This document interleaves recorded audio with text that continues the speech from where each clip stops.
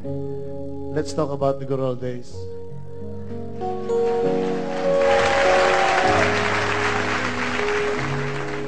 I remember when I was 21 years old. Dito to.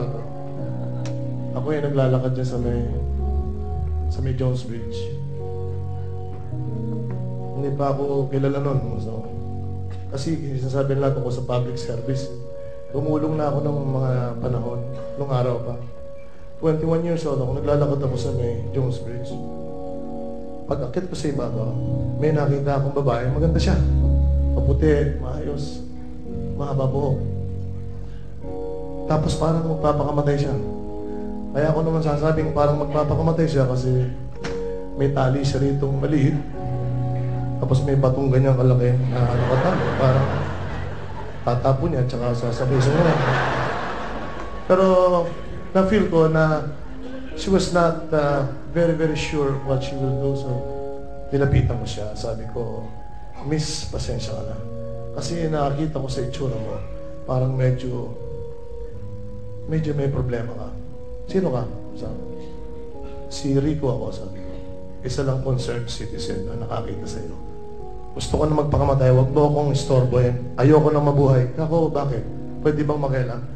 Ayoko na mabuhay kasi iniwanan ako ng boyfriend ko. I found out na may asawa pala siya.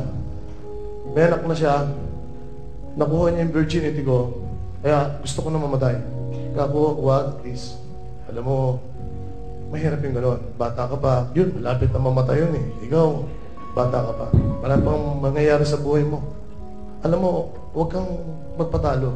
You just get even. Dapat get even ka lang. Paano get even?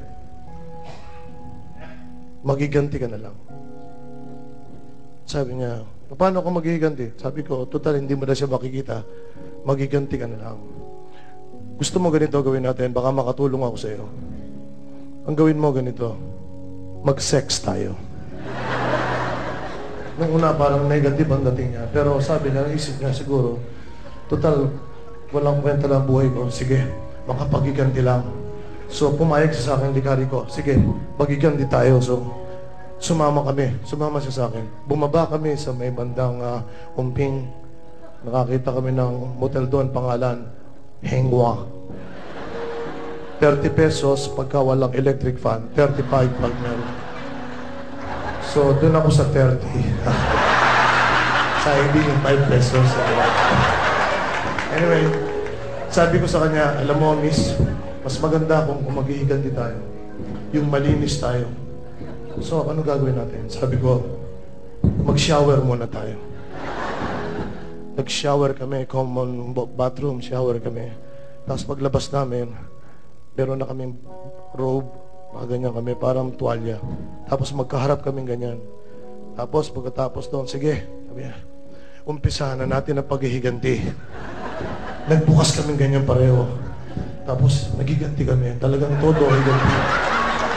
20 minutes na higanti talaga. Talagang ibinigay ko, 20 minutes. Pagkatapos doon, bigla siyang napaurarat na ganyan. Ako, naninigarilyo ko. Siyempre, parang nakatulong ako sa kapwa ko. Diba? Okay lang, gano'n. Maya-maya, parang naulirat siya. Hinawakan niya ako sa braso at sinabi niya, Rico, ano yun? Masarap pala magiganti. Sabi sa'yo eh, pwede ba? Magiganti tayo uli. Sige, hiniganti ko na naman siya. Todo talaga. Mga 15 minutes, hiniganti namin. Todo, higanti ko. Tapos, naurirat na naman siya for 10 seconds. Ako naninigarilyo. Maya-maya, hinawakan niya uli ang kamay ko. Sabi niya, Rico, ano yun? Ang laking tulong ginawa mo sa akin. Talagang dapat magiganti. Please, isa pa. Gusto ko pa, galit na galit ako sa kanya. Magiganti tayo uli. Hiniganti ako. This time, itinodo ko na hanggang sa talagang to the last drop. Ang todo tayo ganti sa kanya. Hindi na ako nanigarilyo dahil about to sleep na ako. Pero after mga 5 seconds, ginanon niya ako sa paa. Rico, ako bakit? Magiganti tayo ulit, sabi niya. Ang payo ko sa kanya. Sabi ko, alam mo, Iha, patawarin mo na siya.